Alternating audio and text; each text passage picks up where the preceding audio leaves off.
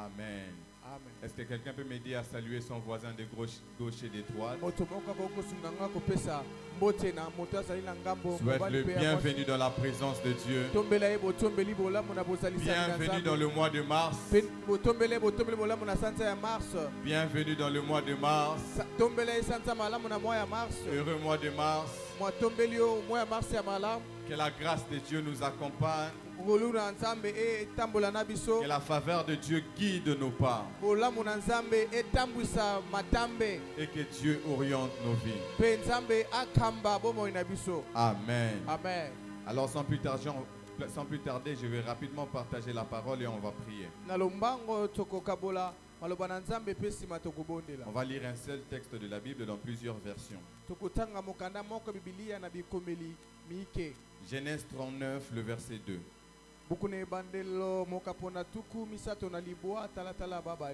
Genèse 39, le verset 2. La version Louis II dit: L'Éternel fut avec lui et la prospérité l'accompagna. Il habita dans la maison de son maître, l'Égyptien.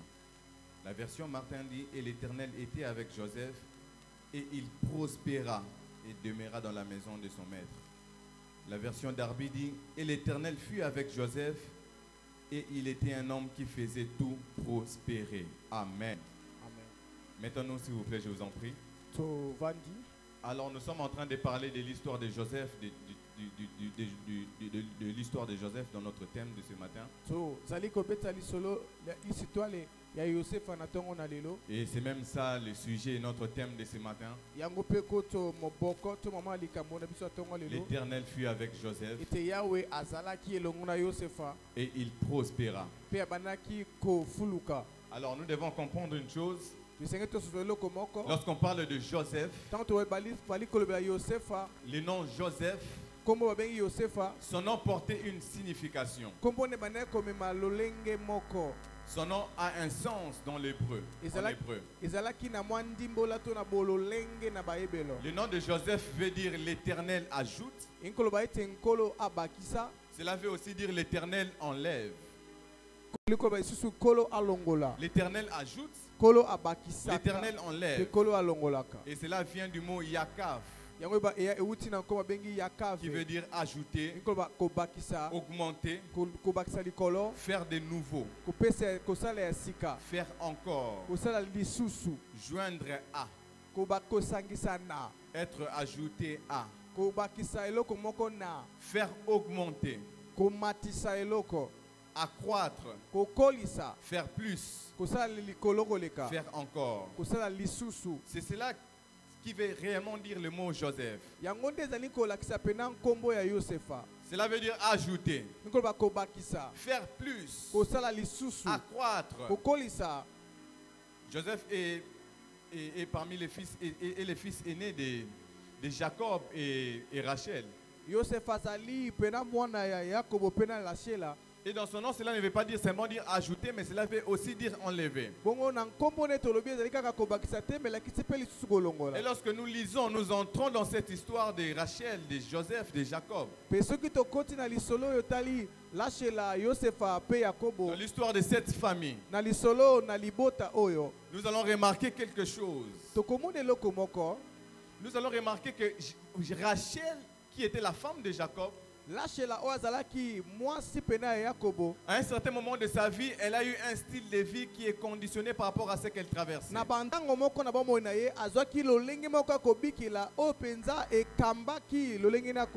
Rachel avait une vie de honte. Rachel avait l'opprobre. Rachel se sentait un peu comme abandonnée de Dieu à cause de ce qu'elle traversait, à cause de ce qu'elle vivait. Lorsque la Bible parle de Rachel, la Bible mentionne qu'elle était stérile. Genèse 29, le verset 31. La Bible déclare: l'Éternel fit avec Léa. L'Éternel vit que Léa n'était pas aimée. Et il la rendit féconde. Tandis que Rachel était stérile. Ici, on nous présente Rachel qui vit dans une situation qui est très compliquée.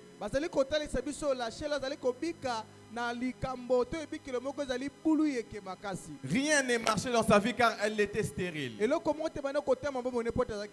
était dans une vie de honte car c'était une honte pour voir une femme stérile. Elle n'arrivait pas à avoir les enfants. Mais lorsque vous regardez de l'autre côté, Léa qui est la sœur de Rachel, Léa a commencé à avoir des enfants. En quelque sorte, Léa était en train de progresser, mais Rachel n'était pas en train de progresser. Léa était en train d'aller de saison en saison dans sa vie. La Bible déclare et Léa enfanta un enfant, un fils. Il a donné le nom de Ruben. Car elle a dit que l'Éternel a vu mon humiliation. La première saison vient de s'ouvrir pour Léa. Dieu a vu son humiliation. Et Dieu est venu donner à Léa un enfant. Et elle est encore devenue enceinte. Elle a encore enfanté. Jusqu'à ce qu'elle est entrée dans une saison de louange. Elle a dit cette fois-ci je louerai l'Éternel. Alors que Léa était en train d'avancer. De l'autre côté, il y a Rachel qui était en train de stagner. Car Rachel sentait que sa vie n'avançait pas. Rachel sentait que les choses ne marchaient pas comme elle désirait. Elle sentait que les choses n'allaient pas à son rythme. Mais ce que j'aime dans ce texte, ce que j'aime dans ce livre, c'est que l'histoire ne s'est pas arrêtée par Léa. Mais l'histoire a continué jusqu'à Rachel. Ce matin, je suis venu dire à quelqu'un, l'histoire continuera jusqu'à toi. En ce mois de mars, l'histoire va continuer jusqu'à toi. Si dans le mois passé, tu n'as pas été mentionné, je t'informe qu'en ce mois, tu seras mentionné. Amen. On a commencé par parler par Léa. On a montré comment est-ce que Dieu a agi dans la vie de Léa. Mais cela ne s'est pas arrêté là. Dieu est venu jusqu'à visiter Rachel. Ce matin, j'ai une bonne nouvelle pour quelqu'un. Dieu est en train de venir vers toi en ce mois de mars pour te visiter aussi. De la même manière qu'il a commencé par ton voisin. De la même manière qu'il a commencé par certaines personnes. En ce mois de mars, il y a une visitation spéciale qui vient vers toi. Oh, je sens que je dois prophétiser sur la vie de quelqu'un. En ce mois de mars, je prophétise qu'il y a une visitation de Dieu qui viendra pour toucher ta santé, qui viendra pour toucher tes finances, qui viendra pour toucher ta famille. Que cela soit ainsi au nom de Jésus. Et c'est là maintenant qu'on vient nous présenter. On dit elle devient enceinte, Rachel, et enfantant un fils. Et elle dit Dieu a enlevé mon opprobre. Et elle lui donna le nom de Joseph en disant que l'Éternel m'a ajouté un autre fils. C'est ici que nous voyons même la définition du nom Joseph. C'est-à-dire Dieu a enlevé quelque chose. Mais Dieu n'a pas simplement enlevé pour laisser un vide. Mais Dieu a enlevé l'opprobre pour donner à Rachel un fils. Et Rachel est en train de dire Dieu a enlevé mon opprobre. Dieu a enlevé ma honte. Dieu a enlevé cette situation qui m'est compliquée. Et Dieu m'a rajouté un fils. Je déclare sur la vie de quelqu'un qu'en ce nouveau mois de mars, que Dieu enlève la honte de ta vie. Que Dieu enlève la honte de ta famille. Que Dieu enlève l'opprobre. Amen. Que Dieu enlève la malédiction. Que Dieu enlève les mauvaises paroles que les hommes ont déclarées. Et que Dieu place la bénédiction. Que Dieu te donne quelque chose de nouveau. Je dis que Dieu te donne quelque chose de nouveau. En ce nouveau mois de mars. Que tu vives les dieux qui enlèvent et qui rajoutent. Que tu vives les dieux qui enlèvent et qui rajoutent. Que Dieu enlève toutes les mauvaises sémences. La Bible déclare, Jésus est en train de dire, tout ce que mon Père n'a pas planté, cela sera déraciné. Dans ce nouveau mois, que Dieu déracine tout ce que le monde de ténèbres a planté et que Dieu plante sa sémence dans nos familles. Joseph fait dire que Dieu a enlevé et Dieu a déclaré, et Dieu a remplacé, Dieu a rajouté. Alors Joseph, c'est le premier fils de Jacob et Rachel. Joseph est en train de vivre, je vais sauter rapidement parce qu'on doit prier. Joseph est en train de vivre avec sa famille. Et Joseph fait un rêve. Dans le rêve, il a vu qu'il est en train de monter. Il a vu clairement une destinée glorieuse qui était rattachée à sa vie. Et lorsque Joseph est venu raconter cela à ses frères, cela a semé la haine dans leur cœur. Et ses frères se sont dit, on doit les vendre. On doit les tuer. On doit les mettre à mort. Et j'aime ce que ses frères disent. Ils disent, et on va voir ce que va devenir ses rêves. En quelque sorte, le combat n'était pas pour Joseph, mais était à cause de rêves de Joseph. Il y a certaines batailles qui s'élèvent dans ta vie, ça n'a rien à voir avec toi. C'est lié à ta destinée. Il y a certains combats que tu vives, ça n'a rien à voir avec toi. Même quand tu te regardes, tu te dis, mais pourquoi tout ça envers moi? Je n'ai rien, je ne suis rien. Laisse-moi te dire, tu n'es rien. Tu n'as rien. Tu as quelque chose sur toi. Tu as quelque chose en toi qui fait en sorte que certaines batailles s'élèvent devant toi.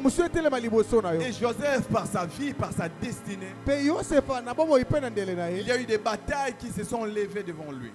Et ses frères se sont levés contre lui pour le tuer, pour le mettre à mort. Je viens dire à quelqu'un ce matin, dans ta vie tu seras combattu, dans ta vie tu seras haï. Sur cette terre, les hommes vont te détester. Les hommes vont te haïr. Les hommes vont te combattre. Les hommes seront là pour faire tout que tu n'avances pas. Mais j'ai une bonne nouvelle pour toi. Le Dieu qui a entre ses mains ta destinée sera toujours avec toi malgré ses combats et ses obstacles. Et Dieu était aussi avec Joseph. Et c'est ce que ce texte nous présente. Joseph est en train de traverser des moments difficiles. La Bible précise que Dieu était avec Joseph. Et l'Éternel a fait en sorte que Joseph puisse prospérer dans tout ce qu'il était en train de faire. Rapidement, je vais partager avec nous 3 points et on va prier. Sur les bénéfices de la présence de Dieu. Les choses que la présence de Dieu peut apporter dans la vie d'un enfant de Dieu. Les choses que la présence de Dieu peut apporter dans nos vies. La première des choses est que la présence de Dieu nous rend indestructibles. La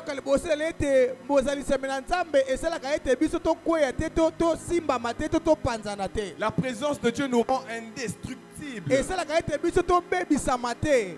La présence de Dieu fait en sorte que même si on vient nous combattre, même s'ils veulent mettre ta tête à terre, à cause de la présence de Dieu qui t'accompagne, automatiquement tu deviens indestructible. Et lorsque nous regardons l'histoire de Joseph, on peut réellement se dire que non, ce jeune homme est indestructible. C'est un homme qu'on ne peut pas détruire. Dans la vie, il y a des hommes qu'on ne peut pas détruire. Dans la vie, il y a de ces hommes qu'on ne peut pas détruire. Dans la vie, il y a des hommes qui sont des indestructibles. Je vais dire à un enfant de Dieu ce matin, tu es un indestructible. Même si les combats s'élèvent, même si les attaques s'élèvent, cela ne peut jamais te détruire. Car tu as la présence de Dieu qui marche avec toi. Car tu as un Dieu qui marche avec toi. Car un Dieu victorieux est à tes combats et à ta place. La présence de Dieu nous rend indestructibles. Joseph était devenu indestructible pour ses frères. À telle sorte que Joseph a fini par leur dire, vous avez comploté de me faire du mal, mais Dieu l'a changé en bien. Je déclare sur la vie de quelqu'un, laisse que l'Éternel puisse changer tout mal que le monde de ténèbres est en train de préparer pour ta famille, pour ta vie. Que l'Éternel puisse changer cela dans le nom de Jésus. Tu puisses changer cela en bien. Car tu es un indestructible.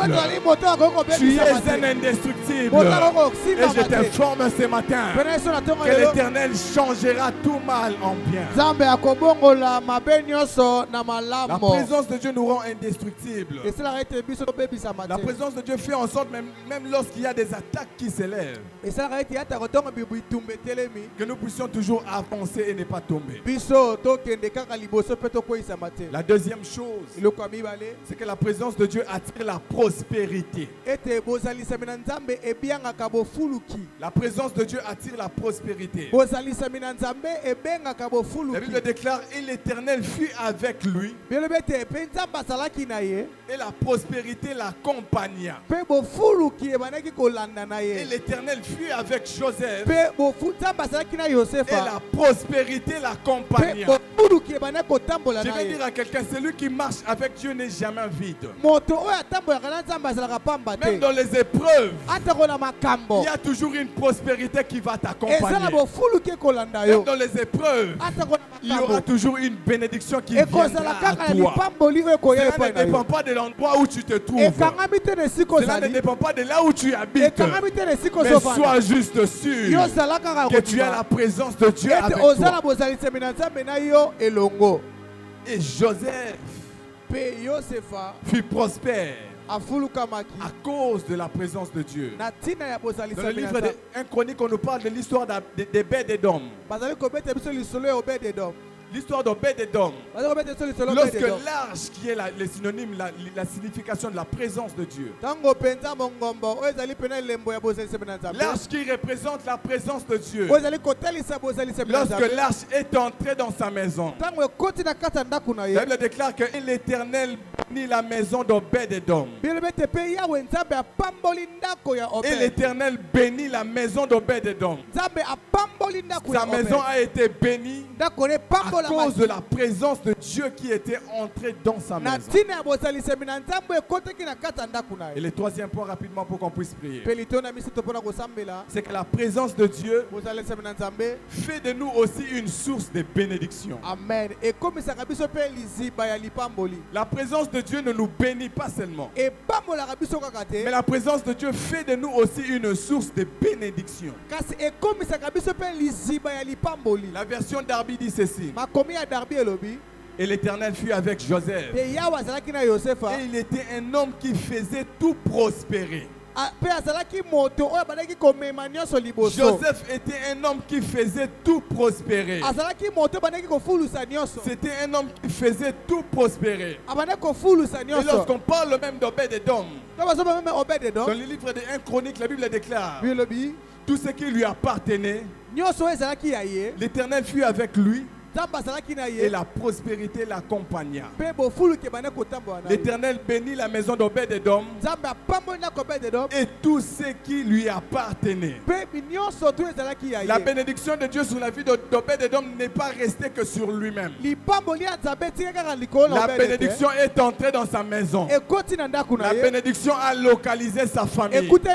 La bénédiction a localisé ses enfants. La bénédiction a localisé ses frères et sœurs. Je déclare sur la vie de quelqu'un ce matin que la prospérité que Dieu va libérer en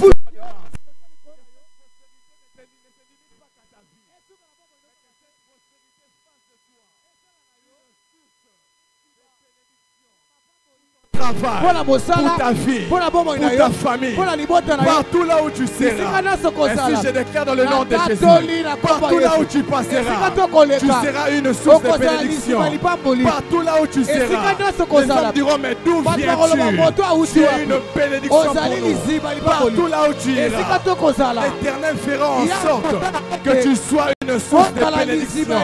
Je déclare que la bénédiction de Dieu ne se limitera pas que sur ta vie. La bénédiction descendra sur tes enfants. La bénédiction va toucher toute ta famille. La bénédiction va toucher tes biens. La bénédiction va toucher tes matériels. Partout là où tu passeras, tu seras une source de bénédiction. La Bible déclare que nous sommes bénis. Nous sommes bénis de toutes sortes de bénédictions dans les lieux célestes. Je te déclare béni ce matin. En ce mois de mars, je te déclare béni. En ce mois de mars, je te déclare béni. Je déclare ton travail est béni. Ta famille est bénie. Tes affaires sont bénies. Partout là où tu passeras, tu seras une source de bénédiction. La bénédiction va t'accompagner. La bénédiction va marcher avec toi.